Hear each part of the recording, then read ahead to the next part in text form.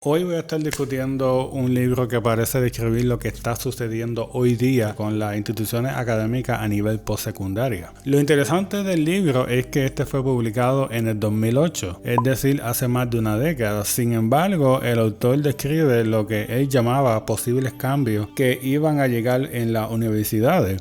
Y cuando leo el libro, prácticamente esos cambios ya son una realidad.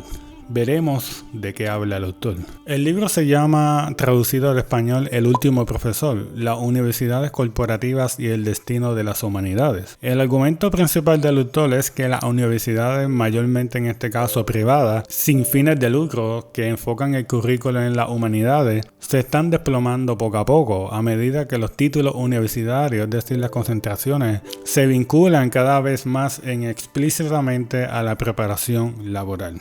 Las universidades sin fines de lucro son universidades que económicamente son independientes de entes corporativos, es decir, que no necesitan de una corporación para tomar decisiones económicas, qué deben enseñar y cómo deben enseñarlo.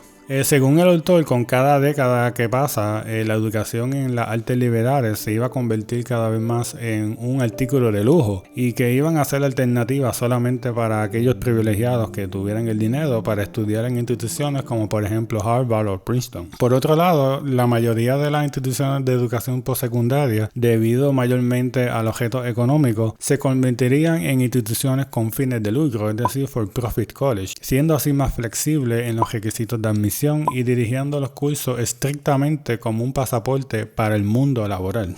Es decir, la idea de ir a la universidad para convertirte en un académico, en aprender literatura, filosofía, son ramas que gradualmente van a ir desapareciendo según el autor. El autor describe cómo las concentraciones en las humanidades han ido reduciendo rápidamente a través de los años. Por ejemplo, desde el 1970 al 2001, los estudiantes que se han graduado con bachillerato en inglés han disminuido del 7.6% al 4%, al igual que la concentración en lenguas extranjeras del 2.4% al 1%.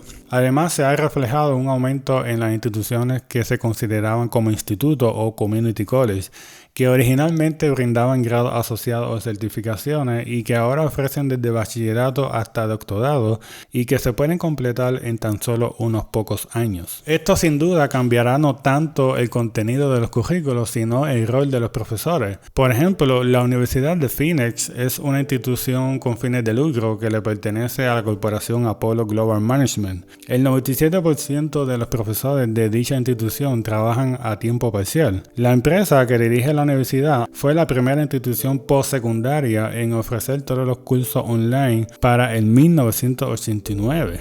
Walden University es otra universidad con fines de lucro que fue la primera en los Estados Unidos en ofrecer grados PhD y maestría totalmente en línea ya para el 1995. El punto de esto es que la pandemia del COVID-19 en cierta manera agilizó el cambio que describe el autor en su libro. Como todos sabemos, la pandemia obligó a las instituciones académicas a moverse a la modalidad virtual, lo que en cierta manera ha facilitado a que el paradigma de las universidades con fines de lucro llegue antes de lo esperado. Ahora, lo que tenemos que cuestionarnos es si una persona educada era aquella que tenía un grado universitario y que esto implicaba que no solamente tenía un conocimiento en un área, sino que también poseía ciertos conocimientos en otras áreas como filosofía, historia, literatura, ciencias, y que ahora se reduce a una instrucción mayormente vocacional. Entonces tenemos que preguntarnos cómo será la sociedad del futuro sin conocimiento sobre nuestra propia historia,